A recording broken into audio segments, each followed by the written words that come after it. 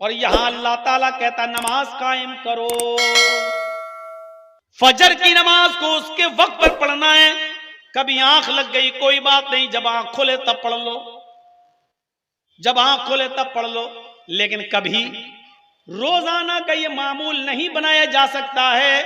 अगर रोजाना आप सूरज निकलने के बाद फजर की नमाज पढ़ते हैं तो आप नमाज पढ़ रहे हैं, नमाज कायम नहीं कर रहे हैं। और इस नमाज के पढ़ने पर अल्लाह सवाब देगा या नहीं वो अल्लाह बेहतर जाने। नमाज रोजाना पढ़ने की आदत डालोगे तो अल्लाह ताला उस नमाज के पढ़ने पर हमारी नमाज भी कबूल करेगा या नहीं अल्लाह बेहतर जाने।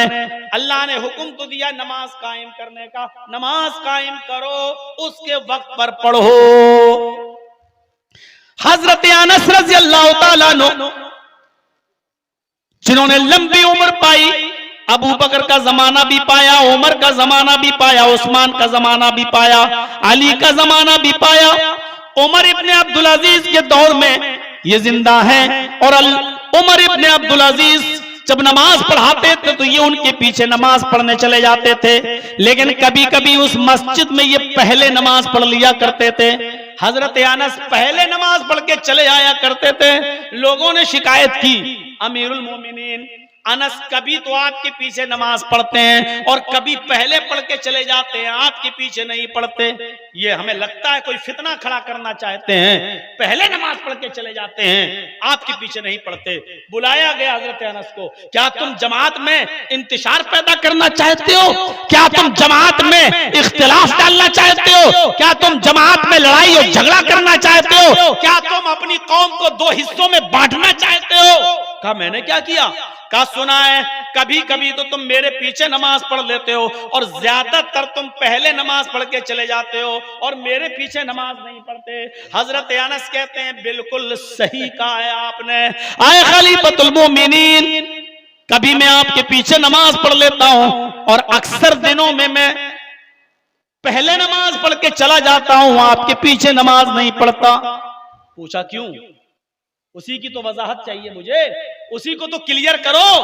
तो फरमाया कि जब मैं देखता हूं कि आज आप नमाज पढ़ाने जल्दी आ गए और मैं देखता हूं कि जुहर सुन्नत के मुताबिक, असर सुन्नत के मुताबिक, इशा और फजर सुन्नत के मुताबिक, यानी जो टाइम है उस टाइम पर आप पढ़ाते हैं तो मैं आपके पीछे नमाज पढ़ लेता हूं। और जब आप सुन्नत के तरीके से हट जाते हैं, नमाज को लेट कर देते हैं, तो मैं पहले मस्जिद में नमाज पढ़कर चला जाता हूं। फरमाया ऐसा क्यों करते हो? तो हजरत अनस ने कहा क्योंकि मैंने अल्लाह के नबी का जमाना देखा है और मैंने नबी के नमाज के औकात को देखा है। मेरी आंखें जानती हैं, हम अल्लाह के नबी के जमाने में थे, हमारी आंखें पहचानती हैं कि अल्लाह के नबी फजर कब पढ़ते थे, अल्लाह के नबी जोहर कब पढ़ते थे, अल्लाह के नबी असर कब पढ़ते थे, अल्लाह के नबी मगरिब कब पढ़ते थे, अल्लाह के नबी ईशा कब पढ़ते थे।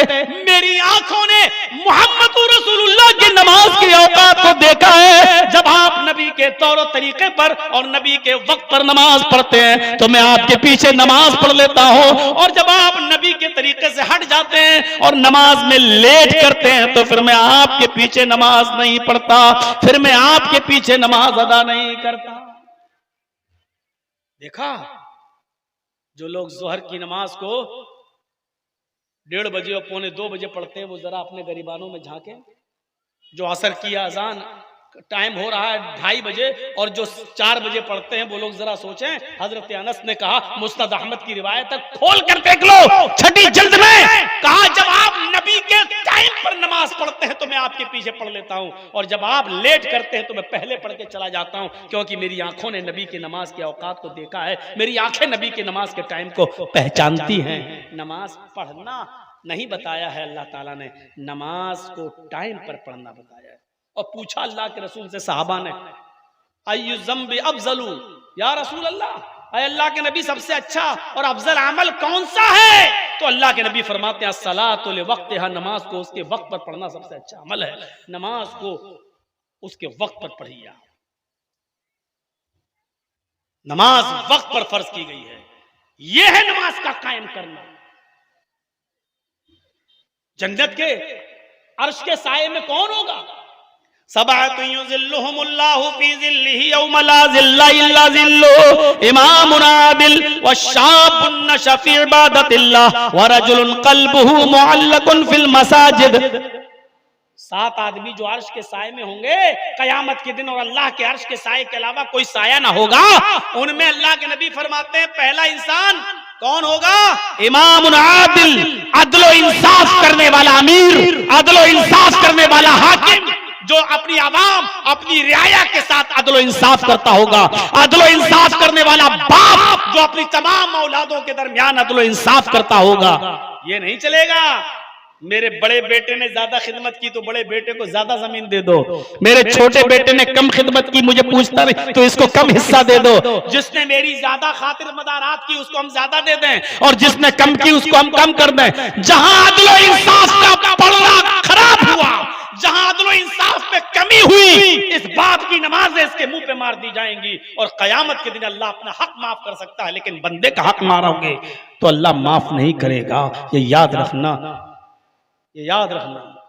ये नहीं चलेगा कि कौन ज्यादा, बाप देखता कि देखें बुढ़ापे में मेरी कौन ज्यादा खिदमत करता है, और जो ज्यादा खिदमत किया उसको उसमें खुश हो गया और उसको ज्यादा दे दिया। ये नहीं चलेगा। मेरी बेटी की शादी में 10 लाख खर्च हो गया, इसको जमीन की क्या जरूरत है? 10 लाख खर्च कर तो दिया, 10 लाख नहीं 10 करोड़ का भी जहेज दे दोगे अपनी बेटी को, तब भी वो तुम्हारे मरने के बाद तुम्हारी वरासत में हकदार होगी, उसका हक कोई मार नहीं सकता। और अगर ऐसा नहीं हुआ तो कयामत के दिन वो तहज्जुद गुजार ही क्यों ना हो बाप, अल्लाह की कसम 7 जमीन का तौक उसके गले में डाला जाएगा। अरे 2 किलो का बांट अभी गले में डाल दो तो गर्दन ऊपर नहीं होगी, 7 जमीन का तौक कैसे उठाओगे? एक बालिश्त भी अगर किसी ने जमीन किसी की मारी, ये कितनी है, ये एक बालिश्त, ये यहां से लेके यहां तक इतनी जमीन भी अगर किसी ने किसी की नाजायज मारी, अल्लाह के रसूल फरमाते हैं 7 जमीनों का तौक उसके गले में डाला जाएगा। 5 किलो का बांट उठा नहीं पाओगे, अभी गर्दन में डाल दो ऐसे हो जाएगी, ऐसे नहीं होगी। ये जमीनों का बोझ कैसे उठाओगे? सोचो। 7 ये, और होंगे ऐसे बहुत से लोग, किसी ने अपने भाई का हक मारा होगा, कोई अपनी बहनों का हक मारे बैठा होगा। ऐसे भी माँ बाप होंगे जिन्होंने एक औलाद को ज्यादा दे दी होगी, एक को कम दे दी होगी। ऐसे भी होंगे जिन्होंने अपनी बेटियों को कुछ नहीं दिया होगा, शादी करा दो, क्या होगा? ये नमाज का टीका देकर धोखा मत खा जाया करो, बहुत बड़ा अल्लाह वाला है। किसी की लंबी दाढ़ी देखकर धोखा मत खा जाया करो, ये बहुत बड़ा अल्लाह वाला है। नहीं चलेगी ये सब। ये देखो कि उसके मामलात कितने सही हैं, सारी औलाद उससे खुश है या नहीं, उसकी बेटियां उससे खुश हैं या नहीं।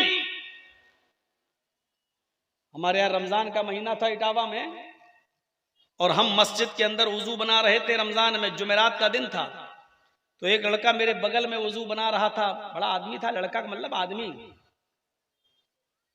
और उसकी बहनें 6 महीना पहले हमारे घर पे आके अपने इसी भाई की शिकायत कर चुकी थी,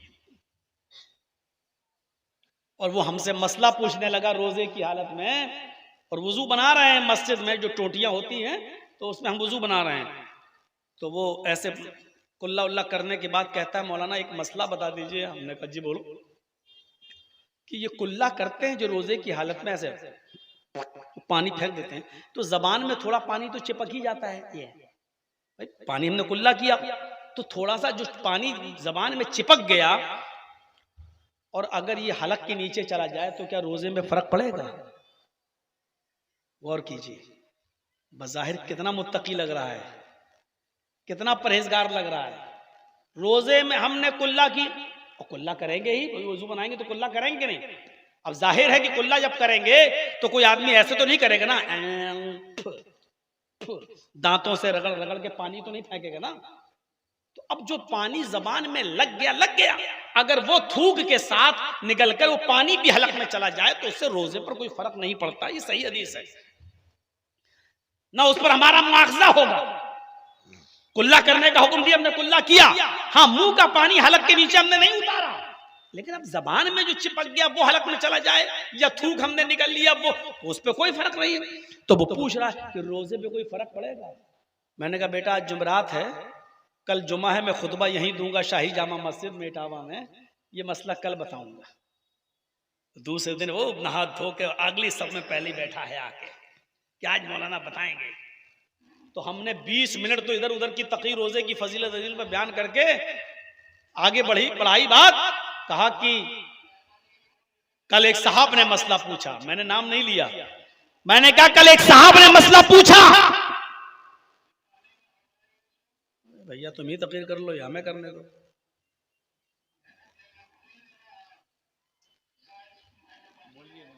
ऐसे नहीं होता है, वो छोड़िए। अरे भाई साहब आप लोग ऐसी हरकत मत कीजिए, अपने मोबाइल को बंद कर लीजिए, मौलाना की तकरीर आराम से सुनिए। आप मोबाइल नहीं, वो उधर अनाउंसमेंट हो रहा है वहां।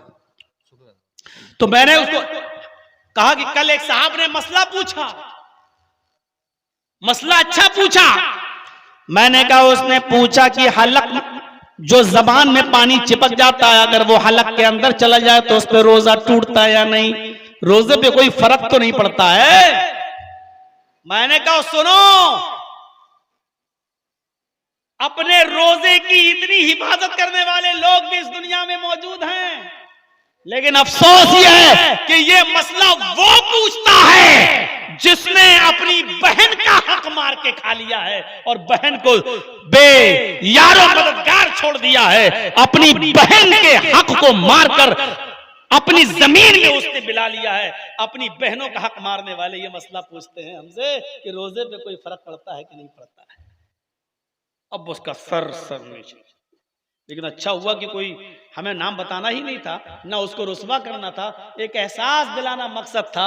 अल्लाह का हक तो अदा कर रहे हो, लेकिन बंदों के हक मार रहे हो। अल्लाह अपना हक तो माफ कर सकता है, लेकिन बंदों का हक मारोगे तो अल्लाह माफ नहीं करेगा। अब लोग इटावा में मौलाना यार किसके बारे में कहा है, 2-4 आदमी, मैं समझ रहा हूं तीर किसको लगा। मैंने कहा समझ रहे हो तो पूछ क्यों रहे हो? ऐसे ऐसे लोग हैं। जैसे कभी कभी वो लोग जो कूफा में जिन्होंने हजरत हुसैन को शहीद किया था, कत्ल किया था, इमाम हरम से मसला पूछते थे वो क्या अगर हालत हराम में एक मक्खी या मच्छर में मार दूं तो क्या हमारा हज या उम्रा बेकार हो जाएगा? क्या हम गुनाहगार हो जाएंगे? तो हजरत इमाम हरम उसका फतवे का जवाब भी देते थे। जिन्होंने हजरत हुसैन को कत्ल कर डाला, जानबूझकर हजरत हुसैन को शहीद कर दिया, उनको कत्ल कर दिया। हजरत हुसैन के कातिल आज एक मक्खी या मच्छर के मारने के बारे में मसला पूछते हैं कि अगर हालत हराम में मच्छर मार दूं तो क्या मेरे हज पर कोई असर पड़ेगा? हालत हराम में आज वही हाल है। मेरे भाइयों, पूरा का पूरा गुड़ खा जाएं और फिर पूछे कि गुलगुले हलाल है कि हराम है, ये कौम का हाल है। जो पूरा का पूरा गधा खा जाए फिर पूछे कि गधे के पैर हलाल है कि नहीं है। जो पूरा का पूरा सूअर खा जाए और फिर पूछे कि सूअर का सर हलाल है कि हराम है, ये वो कौम।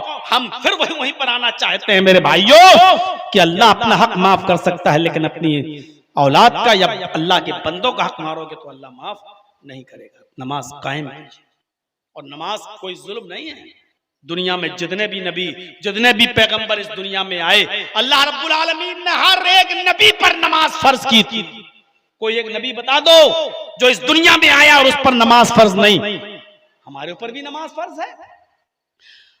हजरत ज़करिया अलैहिस्सलाम के बारे में कुरान कहता है वनादतहुल मलाइकतु व हुवा काइमुन युसल्ली फिल महराब।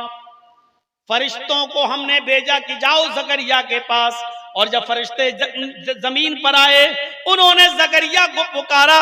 फनादतहुल मलाइकतु, फरिश्तों ने हजरत ज़करिया को पुकारा तो हजरत ज़करिया ने कोई जवाब नहीं दिया। क्यों नहीं दिया? वहुवा काइमुन युसल्ली फिल महराब, इसलिए कि वो महराब में खड़े थे और नमाज पढ़ रहे थे। देखिए जकरिया अलैहिस्सलाम के बारे में कुरान कह रहा है, फरिश्ते पुकार रहे हैं जकरिया जकरिया, और जकरिया कोई जवाब नहीं दे रहे। क्यों? वहुवा काइमुन युसल्ली फिल मेहराब, इसलिए कि वो मेहराब में नमाज का पढ़ रहे थे, इस हाल में थे कि वो नमाज कायम किए हुए थे, नमाज पढ़ रहे थे, और नमाज की हालत में बोला नहीं जाता। तो नमाज हजरत जकरिया पर भी फर्ज थी। हजरत लुकमान अलैहिस्सलातु वस्सलाम अपने बेटे से कहा करते थे, या बुनैया अक़िमिस सलाह, ऐ मेरे बेटे नमाज कायम करो, ऐ मेरे बेटे नमाज पढ़ो, ऐ मेरे बेटे नमाज कायम करो। देखो लुकमान अलैहिस्सलाम ने भी नमाज कायम करने का हुक्म दिया। हजरत मरियम जिनकी पाक दामनी का ऐलान अल्लाह ने किया, अल्लाह ताला हजरत मरियम से भी कह रहा है, या मरियम कुनुती लिरब्बिक वसजुदी वरकई मअर राकीन, आए मरियम अपने रब के लिए नरम हो जा, अपने रब के लिए संजीदा हो जा। या मरियम कुनुती लिरब्बिक, आए मरियम अपने रब के लिए संजीदा हो जा, अपने रब के लिए झुक जा, अपने रब के लिए नरम हो जा। वसजुदी, और अपने रब को सजदा कर, वरकई मअर राकीन, और रुकू करने वालों के साथ रुकू कर। आए मरियम अपने रब के सामने सजदा कर और रुकू करने वालों के साथ रुकू कर। यानी आए मरियम नमाज पढ़ो, गौर करो, ये नमाज मरियम अलैहिस्सलाम पर भी फर्ज थी। अल्लाह ने हजरत मरियम को भी हुक्म दिया नमाज पढ़ो। ये नमाज हजरत इब्राहिम अलैहिस्सलाम पर भी फर्ज थी।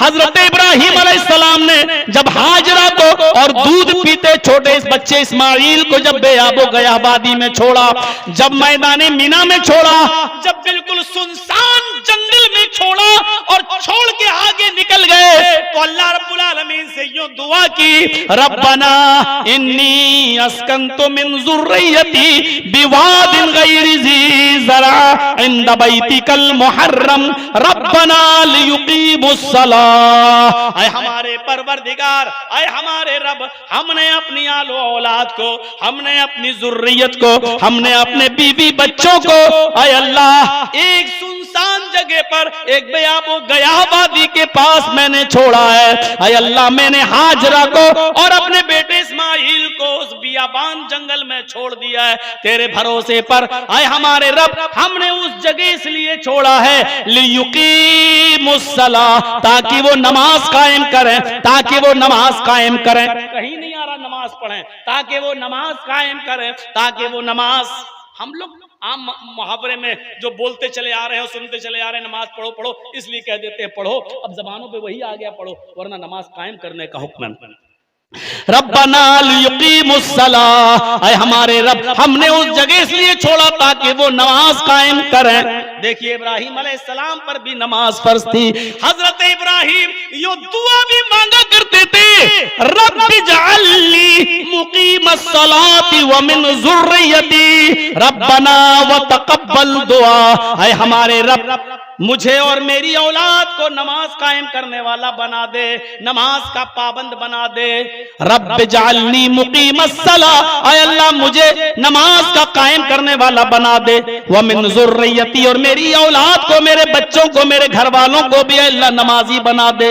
रब्बि जअल्नी मुकीमस सलाती व मिन ज़ुर्रियती रब्बना व तक़ब्बल दुआ। ऐ अल्लाह हमारी इस दुआ को कबूल फरमा ले। ऐ अल्लाह मेरे बीवी बच्चों को नमाजी बना दे। अल्लाह मेरे बीवी बच्चों को नमाज पढ़ने की तौफीक दे। देखिए जकरिया अलैहिस्सलाम नमाज पढ़ रहे हैं, मरियम नमाज पढ़ रही हैं, हजरत लुकमान अपने बेटे को नमाज का हुक्म दे रहे हैं। इब्राहिम अलैहिस्सलाम कह रहे हैं, ऐ अल्लाह मुझे भी नमाजी बना दे, मेरी औलाद को भी नमाजी बना दे, अल्लाह मेरी दुआ को कबूल फरमा ले। हजरत इस्माइल के बारे में कुरान कहता है, वकाना यामुरु अहलहु बिस्सलाति वज़्ज़काति वकान इंद रब्बिही मर्दिया। अल्लाह इस्माइल के बारे में कहता है कि इस्माइल अलैहिस्सलाम अपने बीवी बच्चों को हुक्म देते थे, काना यअमुरु अहलहु बिस्सलाति वज़्ज़काति, ऐ मेरी बीवी, ऐ मेरे बच्चों, नमाज पढ़ते रहना और ज़कात देते रहना। इस्माइल अलैहिस्सलाम अपने बीवी बच्चों को नमाज पढ़ने का हुक्म और ज़कात देने का हुक्म देते थे। वकाना इंद रब्बिही मर्दिया, और इस्माइल तो अपने रब के बहुत ही महबूब और पसंदीदा बंदे थे। इस्माइल तो अपने रब के महबूब और पसंदीदा बंदे थे। इस्माइल अलैहिस्सलाम भी अपने और अपने बीवी बच्चों को नमाज पढ़ने का हुक्म दे रहे हैं, और अल्लाह कह रहा है कि वो तो मेरे बहुत ही महबूब और पसंदीदा बंदे थे, लेकिन इसके बावजूद वो नमाज पढ़ रहे हैं और अपने बीवी बच्चों को नमाज पढ़ने का हुक्म दे रहे हैं। हजरत मूसा अलैहिस्सलाम की जिंदगी पर नजर डालो। यहां मूसा अलैहिस्सलाम ने अल्लाह से जिद की, अल्लाह मैं तुझे देखूंगा। अल्लाह ने कहा मूसा तुम मुझे नहीं देख सकते हो, लन तरानी या मूसा, अरे मूसा तुम मुझे नहीं देख सकते हो। नहीं अल्लाह मैं देखना चाहता हूं। चढ़ गए जबल तूर पर और अल्लाह ने तजल्ली दिखाई हल्की सी, फखर्र मूसा साइका, तो मूसा बेहोश होकर जमीन के ऊपर गिर पड़े। जब मूसा को होश आया तो अल्लाह रब्बुल आलमीन मूसा को हुक्म दे रहा है, इन्ननी अनल्लाह, आए मूसा मैं अल्लाह हूं। अल्लाह मूसा से कह रहा है इन्ननी अनल्लाह, आए मूसा मैं अल्लाह हूं। ला इलाहा इल्ला अना, मेरे अलावा कोई इलाह नहीं, कोई माबूद नहीं। ला इलाहा इल्ला अना, मेरे अलावा कोई माबूद नहीं। क्या कह रहे? इन्ननी अनल्लाह ला इलाहा इल्ला अना फअबुदुनी, ऐ मूसा सिर्फ मेरी ही इबादत करो, ऐ मूसा सिर्फ मेरी ही पूजा करो। और इबादत में तो बहुत सी चीजें शामिल हैं, बहुत सी, इसलिए नमाज का जिक्र अलग कर दिया गया। ऐ मूसा तो फिर मेरी ही इबादत करो, मेरी ही इबादत करो। वह अक़िमिस सलात लिज़िक्री, और मेरी याद के लिए, मुझे याद करने के लिए नमाज कायम करो। वह अक़िमिस सलात लिज़िक्री, ऐ मूसा मैं ही अल्लाह हूं, मेरे अलावा कोई माबूद नहीं। फ़अबुदनी, बस मेरी ही इबादत करो। वह अक़िमिस सलात लिज़िक्री, और मेरी याद के लिए नमाज कायम करो, मेरे जिक्र के लिए नमाज कायम करो। यहां अल्लाह तबारक व तआला ने मूसा अलैहिस्सलाम को नमाज पढ़ने का खुसूसी हुक्म दिया कि वह अक़िमिस सलात लिज़िक्री, नमाज कायम करो। यहां मरियम के पेट से ईसा पैदा हुए, और ये तो आप सब जानते हैं, बगैर बाप के पैदा हुए ईसा।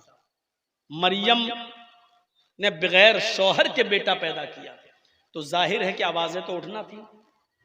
जो चीज कभी ना हो, वो नमाजी औरत, मेहराब में अल्लाह की इबादत करने वाली, अपने घर के एक कोने में मुसल्ला पकड़कर इबादत में रहने वाली औरत शादी से पहले मां बन जाती है। लोगों ने कहा वाह, 900 चूहे खा के बिल्ली चली हज को। इबादत करने के मामले में देखो हर वक्त मुसल्ला बिछाती है, और हाल यह है कि उसने बगैर शादी के बेटा पैदा किया, यानी नाजायज बच्चा। हजरत मरियम खामोश हैं, हर चीज का जवाब नहीं होता है। सीखो कुछ, हर चीज का जवाब नहीं दिया जाता है, बहुत सी चीजों का जवाब खामोशी भी होता है। हजरत मरियम खामोश है, कुछ नहीं बोल रही हैं। जब पानी हद से ज्यादा चढ़ गया और लोग आए और कहने लगे मरियम तुम्हें साफ साफ बताओ ये बात क्या है। लोग क्या क्या अफवाहें उड़ा रहे हैं, क्या क्या अफवाहें फैला रहे हैं। तो हजरत मरियम ने इशारा किया, मुझसे क्या पूछते हो, ये बेटा किसका है, इसका बाप कौन है, मुझसे क्या पूछते हो, जाओ उसी बच्चे से पूछ लो। और ईसा अलैहिस्सलाम तो अभी दूध पीते बच्चे हैं, पालने में झूल रहे हैं। उम्र ही क्या है, पैदा हुए या कचोके लगे, अभी उम्र है ही क्या। पालने में झूल रहे हैं, गहवारे में पड़े हुए हैं झूले में। तो क्या कहते हैं हंसते हुए लोग, अरे मरियम किसके पास भेज रही है, बच्चे के पास, ये क्या बोले। हजरत मरियम कहती तुम मुझसे क्यों कह रहे हो, इस बच्चे से पूछ लो ना। तुम पूछना चाहते हो कि मेरे ये बच्चा जो पैदा हुआ किसका है ना, यही ना जानना चाहते हो, तुम मुझसे क्यों पूछ रहे हो, इस बच्चे से पूछ लो। तो लोगों ने कहा कैफ़ नुकल्लिमु मन कान फिल महदी सबिय्या। कुरान के अल्फाज देखिए, कैफ नुकल्लिमु मन कान फिल महदी सबैया।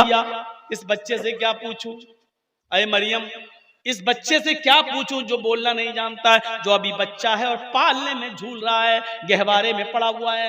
इस बच्चे से क्या बोलूं, जो क्या जवाब देगा? ये कल का लड़का, ये बेचारा क्या बोलेगा, इससे क्या पूछूं, तू बता।